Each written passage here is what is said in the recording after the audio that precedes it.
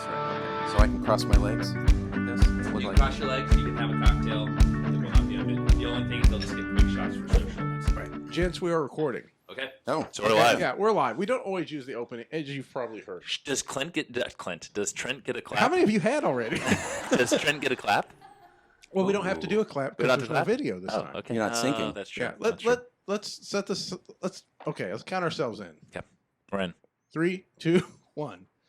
Welcome to Little Talks. What's today? December 6th? December 6th. December 6th, 2022. 2022. Late in a Wednesday afternoon. Very important here Yes. for a few reasons we'll talk about in a second. We've been discussing our special guest. Our special guest is here. Our special guest is not only here, he's in a special setting this week. Sam, where are we recording? We are in the David Littlefield's office. We have never recorded here. We're always in the studios. But our special guest, he's a big deal, and we did not want to be on top of each other as we all record. And no knock on our studios. It's, but we recording wanted to with space 3 out. people is sometimes difficult. I have enough audio quality challenges with just me You and do. you, or by myself sometimes. I witness it. Yes. Yeah. So anyhow, we think this is going to sound good. We hope it's going to sound good. Hopefully, we're recording right now. And have you double checked that, by the way? Let That's me look. probably the most important thing. We're a minute 20 in. Okay, awesome. So you all have been waiting for this. Our many listeners. Our special guest is sitting live here in downtown Tulsa, Oklahoma. Please Big welcome Trent Guyer. Yes, I was going to say it. Oh, and thank you for saying it right too. That's usually I can tell who my real friends are. Okay, so that's a perfect segue. Trent, it's been an internal debate.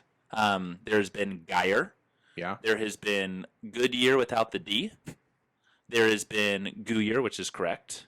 I've heard please. Guyer. Guyer? Goyer's, I think, what I said. Okay, is Guyer? Yeah. You sent him the video of us all guessing earlier, right? Oh, we want you. Oh, absolutely. We want you to put the nail in the coffin. Pronounce the last name for us once and for all. Guyer.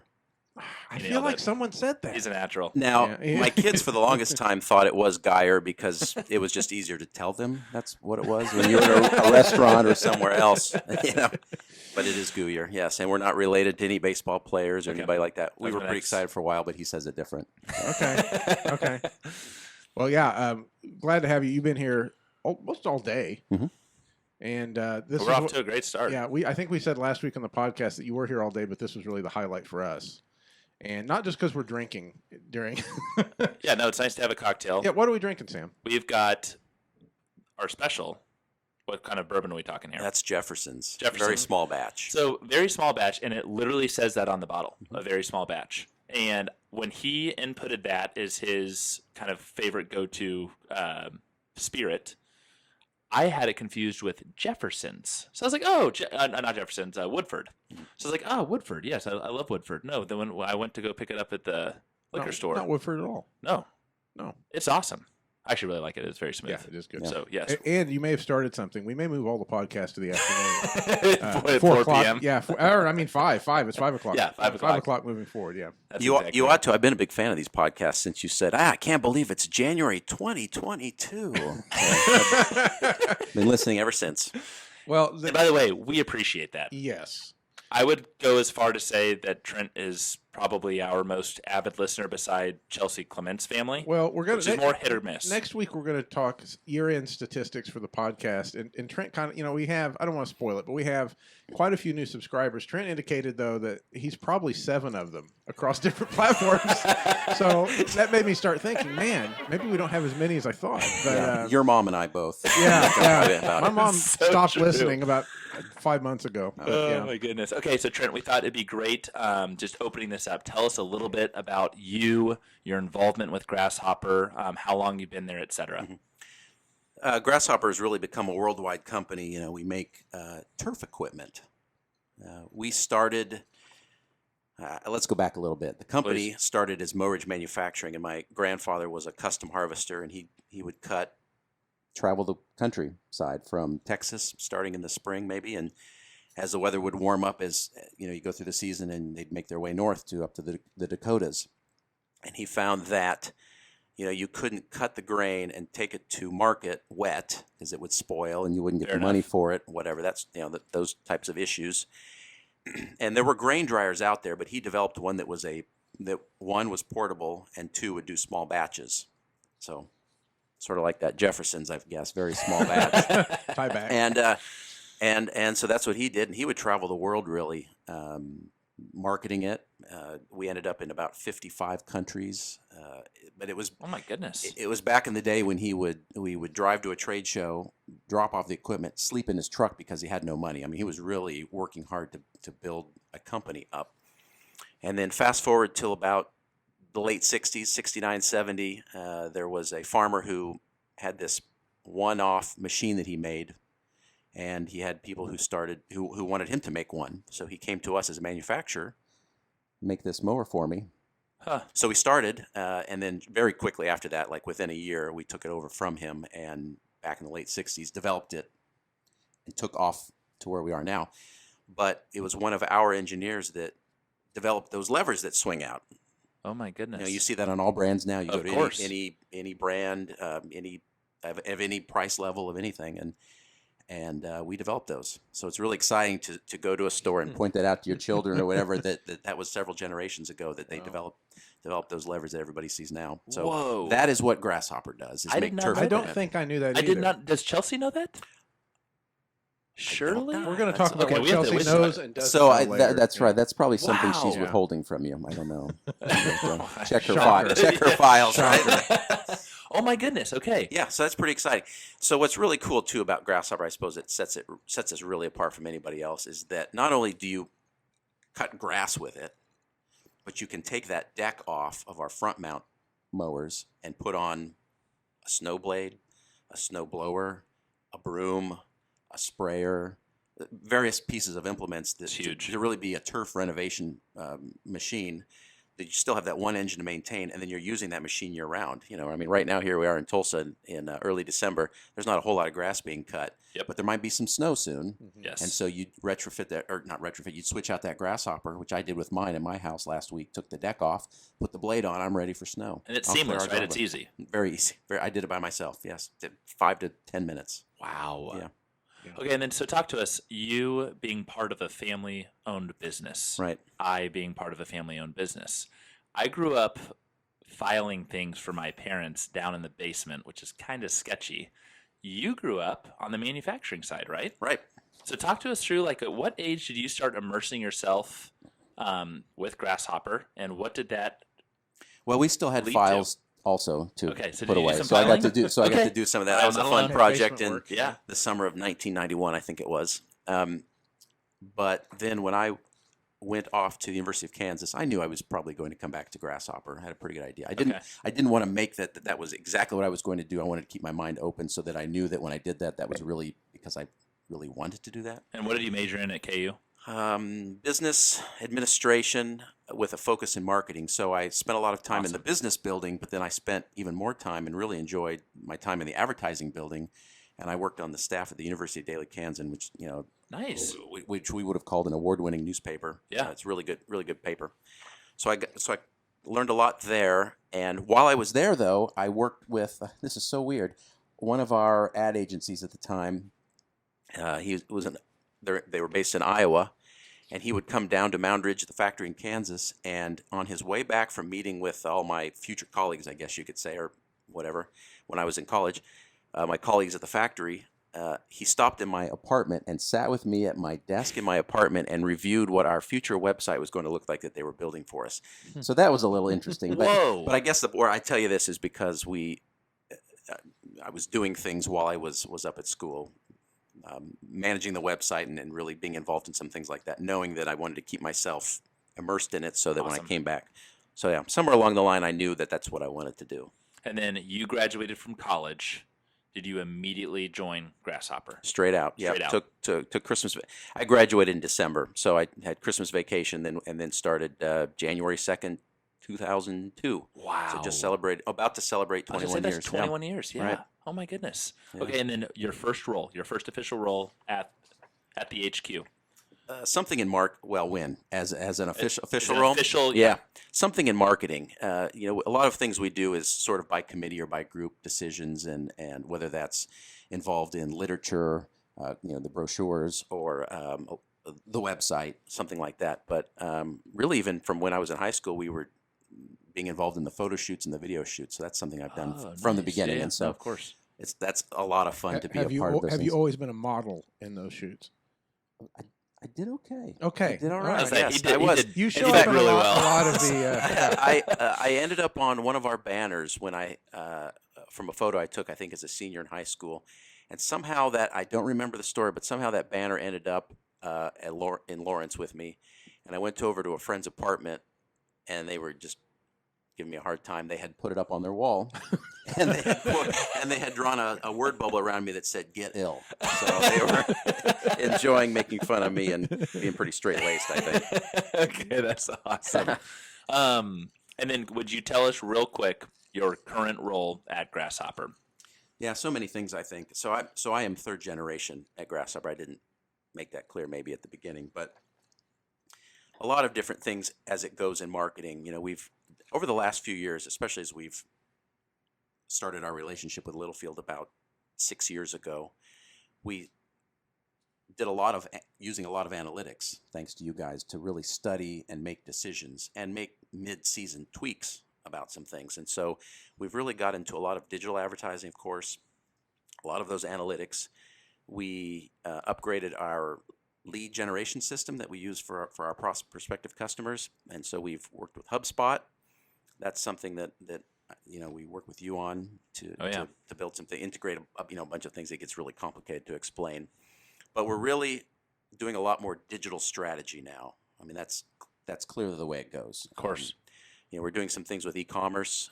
Really anymore, it should just be called commerce. That it's just part of commerce. But that's pretty interesting. That's a focus of mine Huh. that I'm working on as well, is to just bring all those things together so that it really, what we offer online, whether to our dealers or to our customers, is a 24/7 virtual assistant to handle the stuff that there's no reason a person needs to be doing. Yes. So people can get their answers quick. Yes. Right? In the world that we're living in, of course. Not that simple, No, though, isn't it? It's expected. It is. Mhm. We talk a lot. Well, it's expected, but a lot of B2B manufacturers, God love them, don't think that way. I know. You get on autopilot's what happens. Yes. And, the world doesn't run on autopilot anymore. I mean, we want some things to automatically work, but you have to be staying on top of these trends, on top of where people are going, what they're doing. Well, and I'll say that, as a manufacturer who's been around for 65 years, we've been around a lot longer than all these solutions. Yes. And so you go to a trade show to talk to some of these people, and and a big thing for them is say, our business is really solid. We've been in business for 8 years. We've now hit 10 years as a provider of digital something or other. And you go, we've been around for 60 plus. And so we can't just fit our square peg in that round hole of that Yes. solution. So that's as much of anything. I think that's why a lot of manufacturers don't implement things faster. It's a lot of data that you have to migrate over, and you're scheduled to break. You hear these horror stories. So that's a lot of it. That's a great point, because that is a lost art these days. I had a call with someone earlier this morning, and they were talking about the magic bullet for startups, right? So 8 years, that's great that someone's been in business for 8 years, but that's not that long, to your point of 60 plus years of business. And he said that magic, if you're not doing over 100 million in sales and have an EBITDA times X, basically so you can go IPO, et cetera, you're screwed. And I was like, what happened to the traditional way of, hey, I want to make a great product and support my customers? And because you all, and I think one of the big reasons that Littlefield and your team vibe so Align, well, yeah. it's a relationship-based business. Of course, you have to have an amazing product that you're marketing and that you're selling to your customers and they're happy with. But sometimes I do think that's lost. That's interesting. Yeah, and you're so right. Service is very important to us. I mean, those customers, we know a lot of our end user customers that I imagine maybe in other industries they don't have those relationships. We Yeah. know a lot of those people. Oh my goodness. Because it goes way back, because it was back in the day when we didn't have a full dealer network, and so we had to handle those things from our factory. And so you over the years, sometimes you got to know those people. Maybe that was a couple generations ago in that family or in that business, but you got to know those people. And so Yes. that really carries out for us. Oh, I totally agree. Well, I think what would be a nice segue, speaking of brands that have been around for a long time, we have 2 digital trends today. And Roop, I'll let you kick off the first one. And of course, Trent's going to take Yeah. the second. And I don't want to give. I mean, these digital trends are not on this little bits this You month. stole the words out of my mouth. I love it. These are unique to. I think we went over this last week. Trent has sent a lot.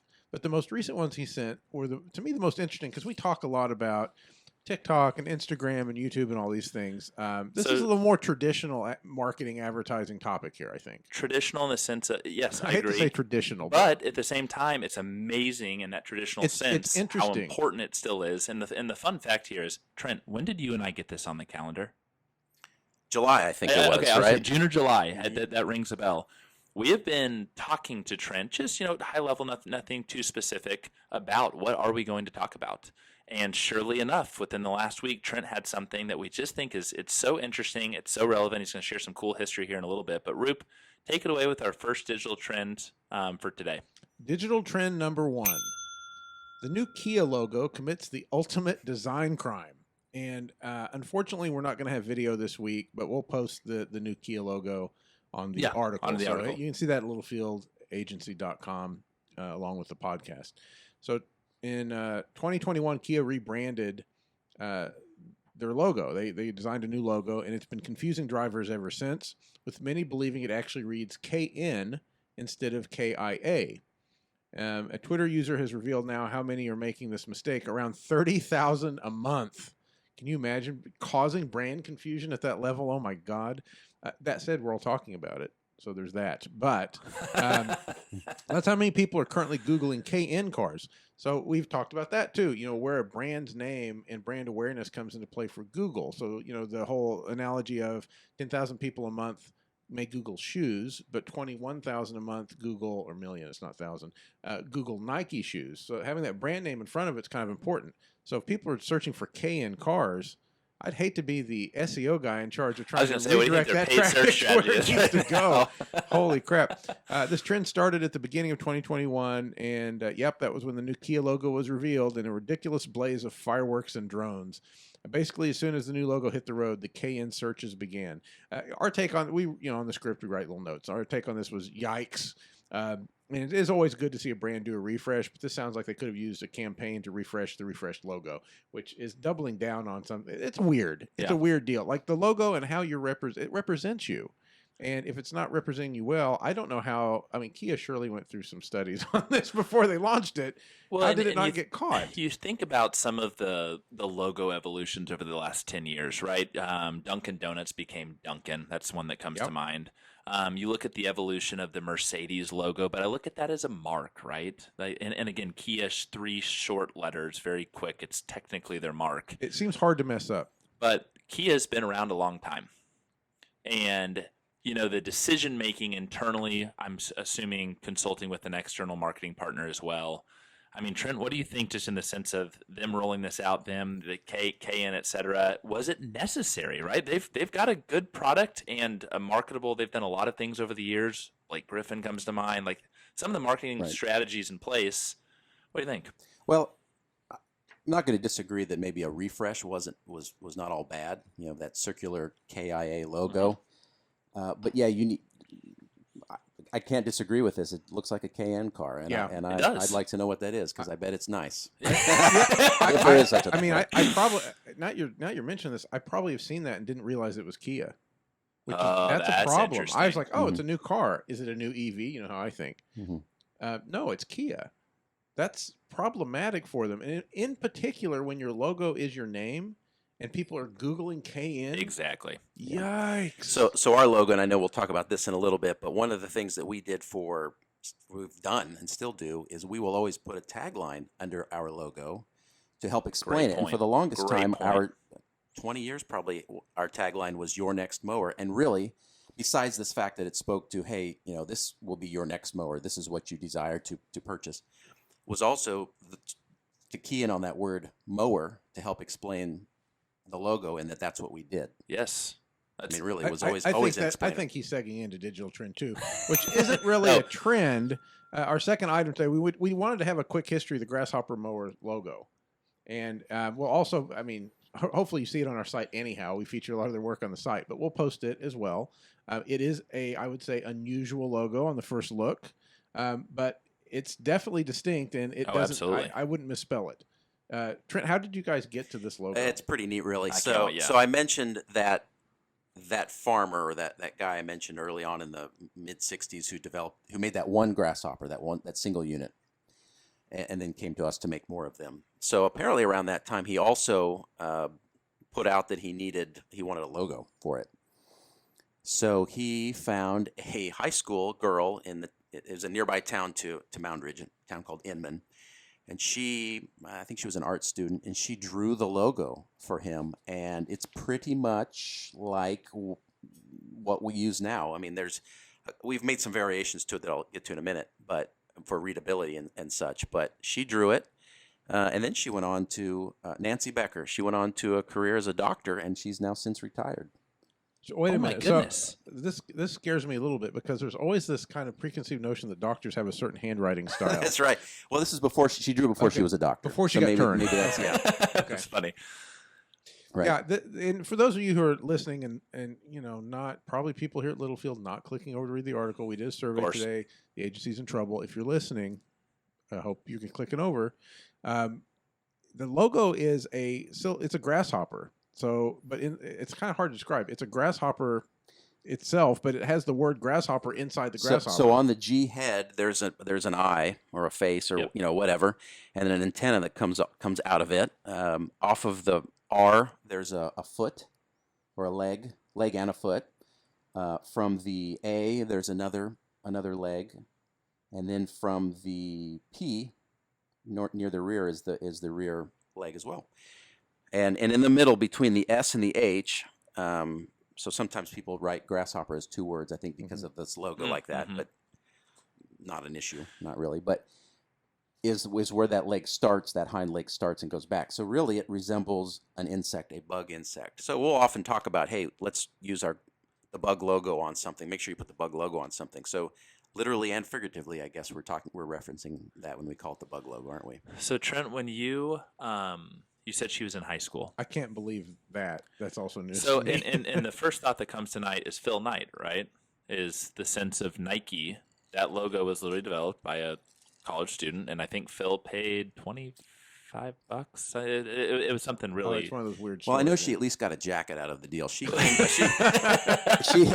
came by a trade show, a farm show of some sort, a number of years ago in Kansas City, and must have identified herself to our sales rep at the time, and so he thought that was pretty cool. He wrote that's super cool. A note to us at the office, to which I have framed right as you come in our door to our office. And I think he offered her a jacket or two, of Grasshopper jacket with a logo on it. So I think she's at least been compensated around $50 retail dollars. So did she, or is there Grasshopper lore in the sense of her? When we present to you all, we give you a lot of behind the scenes thinking. This is why we developed this logo. Is there any knowledge there of, hey, Grasshopper's in the field, you guys are... Where was her head at in high school when she came up with it? And that's really impressive. I know. We've, besides those little things we've heard, we really have not spent any time with her, so that I'm aware of. So you know her, like you know where she is and her name. I have her address. Okay. I should track her down. Interesting. That's really I would love You've it. given me a project now. This sounds like good Well, content. and for I like site. the investigative side of this because I'm curious. Yeah, right? too. Isn't it? And then my question for you, as we allude to the Kia/KN discussion, this logo was developed in the 60s. So we originally thought our first Grasshopper came out about 69, that farmer. But we found some sort of evidence that this logo was first drawn for a mower in 1965. So this actually dated it back 4 years. Interesting. So that extends our history back a little bit further than we ever realized. So actually it was the little bit of research we had done on it discovered that much about it. Isn't that interesting? That's super interesting. Yeah. And then has it evolved since it was originally presented over the years in the sense of, call it, keeping up, just like Kia did, right? They said, hey, it's time to refresh. Was the color always red? It was color, yeah. For the logo, great the question. color was red. That's right. And of course, our other colors that we use on our mower are brown and tan. Yep. Or Grasshopper tan, I think we call it, whatever. Java brown and tan. Somewhere in the mid 80s, our agency helped us make it more readable on things, and Gotcha. so they hollowed out the legs and separated them from the letters a little bit more. Okay. And then since then we'll add a drop shadow to it, sort of thing. But I've been using it more recently, just minimalist, where it's just a single color, either transparent or with a white middle or whatever, just to simplified. That's where you're seeing logos go anyway, right? It's Yeah. just all about readability. Readability is key. We got away from that skeuomorphism that Apple introduced us to in about 07 with the first iPhone, when everything looked like the notepad looked like a piece of paper you tear off in a notepad. Interesting. I think when everything went away from that is when we started seeing that trend to go minimalist. Well, it's interesting because when we saw this stand on originally, I can see it in my mind. I don't know exactly where on the mower it is, Trent, but the Grasshopper logo really stood out. It was sexy. It was cool. It's in the front. It's on the front, right below yes. the engine, right Yes. in the front. And I think Above the about it, it's deck. like, okay, right, the simplicity of it, not much has changed over the years, but it popped on the stand on. I thought that was really neat. I mean, and also, right, there's a name, there's recognition Trent's wearing to a that. Grasshopper jacket or pullover. Oh, he has a today. pullover, then he has a jacket. Yeah, He came in ready. well, he's representing. I'm ready for that Yeah. snow that I think you guys should get, so we can So we put some mowers to work here, Yeah. clear some snow. That's Probably so. exactly right. So, no, wow, that's fascinating. It really is. And we've had, with any trademark that you own, you have to enforce it. And so we've had to write letters and some cease and desist letters to places that were, it's one thing if they use your name in connection with something, but when they actually take your logo. Yeah, Uh, you don't always want it on the way they're going to use it. Not in Yeah. these cases, no. We Yeah. did not want to be associated with them in any sort, no. By the way, something that we should have opened up with, which I think we can use as a fun fact in this podcast. Trent, was it 2018 Made in America with President Trump? 2017, 2017. July. Yeah. Could you walk yeah, our you listeners through that experience? And I mean, that's a big deal for Grasshopper. It's a big deal to be even on that list. It was. So 2017 was Trump's first year in office, and he started this Made in America manufacturing campaign of sorts, and did a week focusing on it. And so the Monday of that week, they invited a product from every state, represent their state, to come to the White House. One product. One product from every state, one brand from every state. And we were invited to represent Kansas. Cool. It was quite amazing. And there were about 8 of us products that were too big to be in the White House to be on display. So we were on display on the White House on the driveway there. And what was really neat for us is we go back quite a ways with the White House. They've been clearing snow and now mowing grass since about 2003. Awesome. So it's pretty neat. Of course, as you know, another one of your clients, Ditch Witch, was representing Oklahoma right next to us. So that was Yes. pretty neat to get to talk to them a little bit. Yeah. And it rained on us, so we had to hide under a magnolia tree for a little bit, and then it rained hard enough that they let us go into the press room to wait out the rain for a little bit. This is a neat little story. We took some Armor All to clean our tires like we do for any trade show. Yeah. And the Sikorsky helicopter, as in Marine One, that the president flies in. Anytime he's in it, it's Marine One. Otherwise, it's just a helicopter, I suppose. They used it to represent Connecticut. And so the Marine One pilot comes up to us and he says, this thing's parked here all the time. I didn't even think to bring Armor All to clean the tires. Could I borrow your Armor All? So we have that bottle of, if you want to call it game used Armor All, that's cool. at our factory. It's pretty neat. So In a trophy case. in our trophy case, Yeah. we do, yeah. It's Oh, pretty that's neat. awesome. So that was neat. Yeah, it was. And then after that, we met him, shook hands with Trump and Pence, and then they went in and spoke about manufacturing in the U.S. Yeah. Got to do that inside the East Room, That and it was is just so really cool. neat. And then got to take home any samples of any product, any brand that didn't want to carry home in their suitcase the stuff that they brought. So from these other states. So Yeah. that was fun too to get to participate in. Yeah. Oh my goodness. No. And that's, I think, a perfect segue as we kind of not conclude, but let's call hedge some bets. And I don't want to speak too philosophically here. You mentioned 2017. That literally seems like a day ago, right? We blink and COVID happened, and COVID has shown so many crazy curveballs in the sense of just life in itself and how fast time is going. I look at where Littlefield and Grasshopper were in 2017. We were just starting the relationship, right? Here we are in Tulsa, and here we are podcasting as we approach 2023. Roop and I are always thinking, and the reason that we created this podcast is you as our client look to us to guide you on all the ever-changing digital things that are happening. I mean, there might be something happening right now that we've got to adapt and adjust and optimize tomorrow. Trent, do you have any big bets as we look forward to next year, to the future of 24, 25? and just a sense of digital marketing. I'm not talking about some new crazy product invention, but what are B2B manufacturers doing well in the next 3 years? I think it's customization. Whether it's, I think there's some of it already out there, but I think it'll just continue to grow. I think of a good example that we can all relate to, or that we maybe have seen, is what the NHL is doing. And have you seen that at all? So, the boards all around the rink, they call those dasher boards. Okay. And historically, if you go to any level of hockey, whether it's youth or minor league or NHL, they all have these decals or signs, however they fix those signs on the wall, on the dashers. And they're the same whether you're in arena or you're watching on television. Oh. So a good example, I'm a Vegas Golden Knights fan, big Knights fan. And last night we watched them play at the Boston Bruins. Okay. Now, say 5 years ago, we would have seen ads for, say, Dunkin' or other things that are maybe Boston specific that aren't relatable to either people in Vegas or people in the rest of the country. But the NHL has introduced last year or so digital boards, sort of like what you've seen in MLB where there's the green screen, but this is better. There's no green screen. And so the people in stadium, in the arena, still see whatever's on the local, dashers probably, there. yeah. Right. The people on the Boston feed, I took screen grabs of these. I'll have to show these to you. The people in Boston saw Duncan, whatever, and they run on like a 30-second interval, and they flip between 5 advertisers or whatever it is per game, and they get about 5 minutes of coverage, whatever it comes out to be. The people in Vegas saw something for some casinos or some hotels or something that was relatable to them. And then they're also doing it, they're projecting on the ice, and they're also sometimes doing it behind the goal. So it's all customizable based on your feed.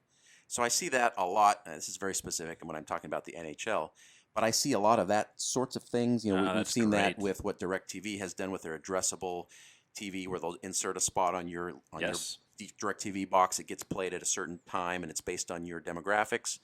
I think we're going to see just continue more of that with digital ads that get served to you. And anybody in e-commerce, when they're selling things, they're trying to do customization. It's all about customizing, reaching you where you are in your journey, where you live, or whatever. I think that's just going to grow. Go ahead. Two It's things. a great point. Two things. One, that completely rings true with, we were in a staff meeting yesterday, and I think it was Zach and the media team here were talking about some big idea pitches they had for one of our other clients. And they were mentioning, I think it was monster truck rallies. I have a very similar concept to that NHL example, where you may see this ad here, but on TV it's going to be something else. Or if you're watching it online even, it may be something else. So I think that probably is a good way to kind of expand your targeting for things that are kind of otherwise targeted to just local. I think it's really interesting. But I do want to ask Trent before we wrap up this part of it and talk about Chelsea, which we all really want to get to. What do you think about the metaverse in the coming 3 to 5 years? Will we still be talking about it as in it hasn't been adapted yet? Will it be some big breakthrough? Will it have folded? Will there be something else that comes in behind it? Where do you see something like VR or even augmented reality? Is this something that is just kind of cool and neat and here right now, or is it something that will be a little bit more mainstream adapted?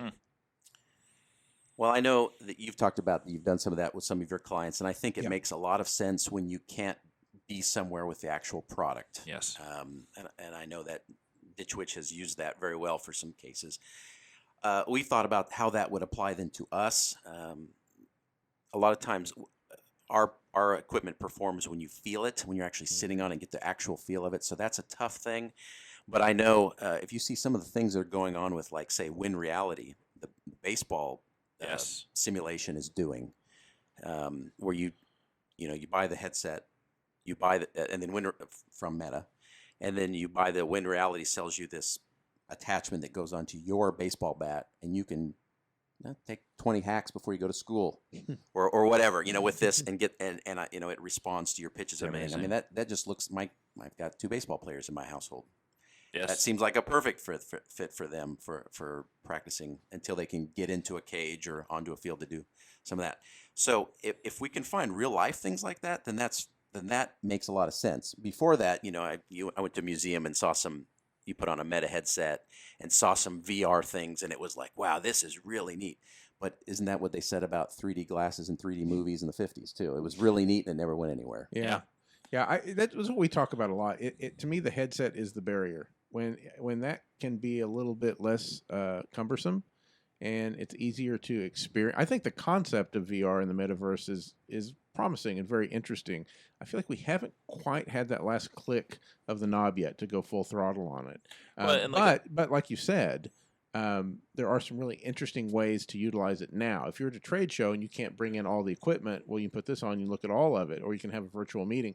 Those things make a lot of sense. But yeah, the kind of bigger adaptation for the world, you hear people talk about like it's the second coming of the internet. I don't know that that's going to happen, Yeah, but not quite.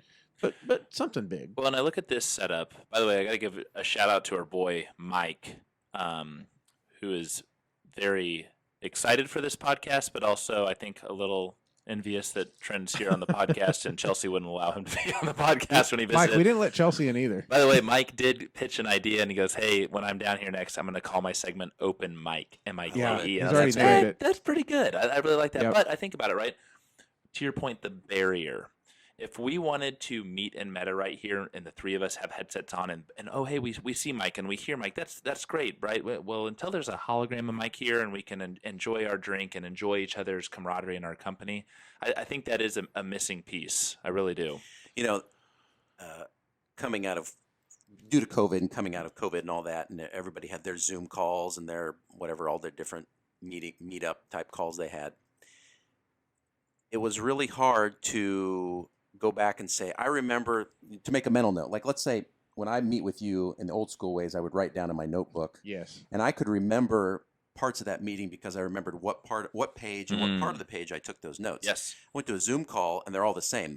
Everybody's one dimensional and they're all in these little squares. And I can't remember That's interesting. something from that meeting. But I think Yes. Meta's might advance that a little bit. To your point about having Mike right here virtually, that would then, in your mind, then you're going to remember details of meetings a lot better, aren't you? Yes, of course. And that's really the promise of Meta, is kind of having this full 360, full senses experience. And one of my senses isn't wearing a heavy headset That's for true. half an hour, Right. an hour, whatever it is. I have Oculus. Yeah. We play games on it. I've attended some concerts. I've watched some basketball games. I mean, it's neat. It's just, okay, is it charged? I got to go get it out of the thing. I got to go put it on. I got to have room for it. And there's only one room in my house, the kitchen, enough where I'm not going to hurt myself. Yeah, but you just explained having a Tesla too. Well, then that's next year's podcast. It's my Tesla brother over here. I was going to say, the Tesla twins. Oh Yeah. man, we'll tell you That's stories a whole- about what it takes to get here. In Yeah. Texas sometime. That's We're a whole so other, glad that's they a whole made other it here. podcast. Okay, so just before we get into closing thoughts, we have a great night planned. You have had the luxury, you have had the Don't say privilege. experience. Oh, don't worry, I'm not, Experience, that was not on my tongue. You have had all sorts of interactions with Chelsea Clement, and that has been going on years. We're 6 full years together now. We're going on year 7. That's right. And I want you to. Do you have any great stories? Is there anything that comes to mind?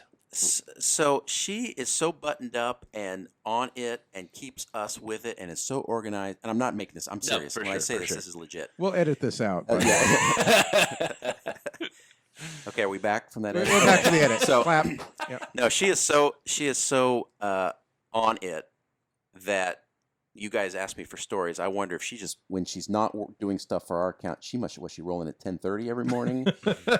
Hair's a mess, and she's just a crumpled, disorganized piece of work, or what? Because she's great for us now.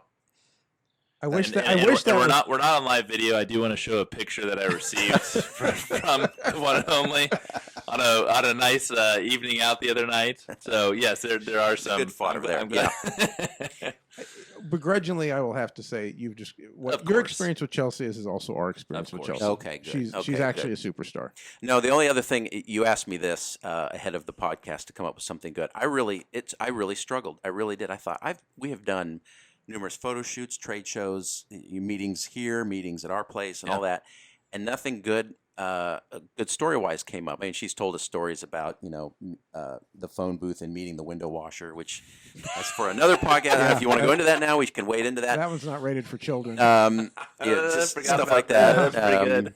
That was great. The only other one I thought of was, I'm a big baseball fan, and I wish I had the talents to have ever played beyond, say, the high school level. And Chelsea's husband was blessed with that talent, and so I always would love in the few times I've been able to meet Denny, I talk baseball with him. But she's always held back and never given me his cell phone number.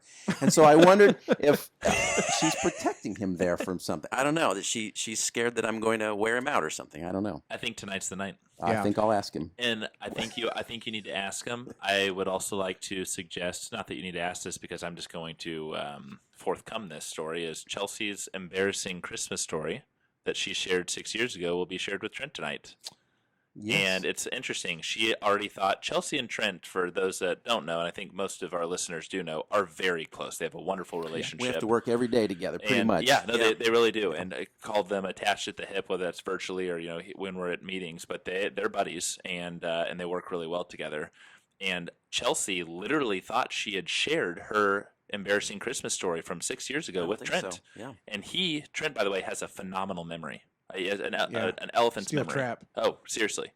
And he did not remember it. And so she goes, you know what? I may have kept that from you. But It's that good. It's But that you know what's good. great about that? That means he's going to hear it tonight. His steel trap will remember it, and when he comes back a year from now, we'll all get to hear it. We will all get to hear it. That's exactly right. So, no, we're excited. We've got, like I said, a phenomenal night tonight. A small group of us going to the Summit Club.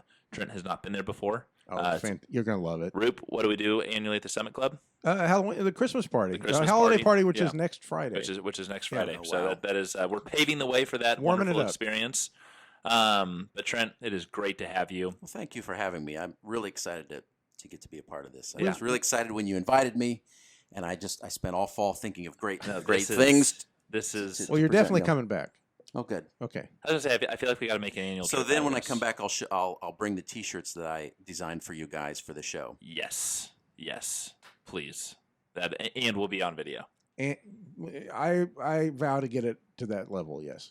Okay. But mostly I want to hear the Chelsea story. And I don't want to wait a year. We'll talk about that. There you later. go. I think I'll- you'll hear it probably I'll next talk to you Friday. tomorrow. There's about lots that. of Tuesdays and Wednesdays between now and next December. aren't there? Yeah, accurate. Okay, gents, is that a wrap? That's it. Let's sign off. Okay, over and out. Trent, thank you again. Thank you so much. All right, bye-bye. Bye-bye.